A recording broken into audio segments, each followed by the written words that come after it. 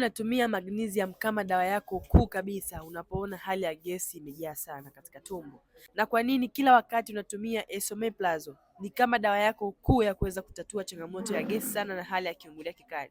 Hivi unafahamu kwamba unapotumia hizi dawa kwa muda mrefu sana bila kuweza kutambua chanzo cha tatizo lako, unaweza kuongeza tatizo? Watu wengi mmekuwa mkitumia dawa hizi kwa lengo la kwenda kupunguza changamoto ya kiungulia, lakini mnasahau kwamba hii changamoto imesababishwa na mfumo mbovu wa mmeng'enyo wa chakula.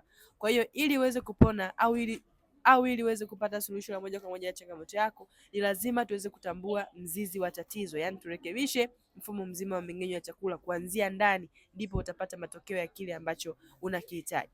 Nimekutana na watu wengi ambao wanapitia hii hali na nimewasaidia na wameweza kupona kabisa na kurudi katika hali ya kawaida. Unaweza ukanipigia simu leo ili nikusaidie kukupa huduma ambayo imeshawasaidia watu wengi kuweza kupona hii changamoto.